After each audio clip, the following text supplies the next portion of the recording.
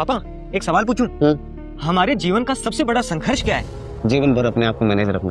दुनिया घूमोगे ना, सब सीख जाओगे। चलो अपने सब्जी भी लेके आते हैं और तेरे को बताता हूँ कि जीवन का सबसे बड़ा संघर्ष क्या है। चलो आओ। जिम्मेदारी दी नहीं जाती, जिम्मेदारी हमेशा चल के ली जाती है। घर की जो सामान है ना वो खरीदना सीख लो। राम राम भाई साहब। आओ जी। 1 किलो किलो दे दो। 1 किलो? हाँ ठीक है भाई साहब। 1 किलो गाजर दे दो। अंकल जी एक सवाल था। जी बोलिए। आप कितना कमाते हो? अरे ऐसे किसी की कमाई नहीं पूछते भाई। इसमें कौन सी बड़ी बात है भाई साहब कमाई पूछने की? ये बेटा कोई 3-1 हजार रुपए कमा लेता हूँ। पापा 3,000 रुपए दिन का कमाते हैं? इसका मतलब महीने का 90,000 रुपए।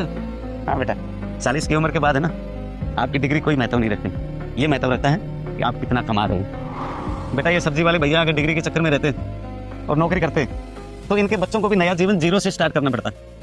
अब इसने मेहनत करी, अपना सब्जी का काम जमाया और हर महीने 90,000 रुपये कमा रहे हैं। अब इसके बच्चे अगर नौकरी नहीं भी कर पाए तो वो अपना जीवन यहाँ से शुरू करेंगे जहाँ इनके घर में 90,000 की कमाई ऑलरेडी हो रही है। सब्जी वाले भैया की डिग्रियां तो बच्चों को काम नहीं आती, लेकिन उस सब्जी वाले भैया का जो कारोबार है ना वो उनके बच्चों को जरूर काम आएगा। 40 की उम्र के बाद है ना, आपकी डिग्री कोई महत्व नहीं रखती। ये महत्व रखता है कि आप कितना कमा रहे हैं। माना कि पैसा सब कुछ है, पर पैसा ही हमारी पहचान नहीं है। अगर ऐसा होता ना तो दुनिया का हर अमीर आदमी खुश होता।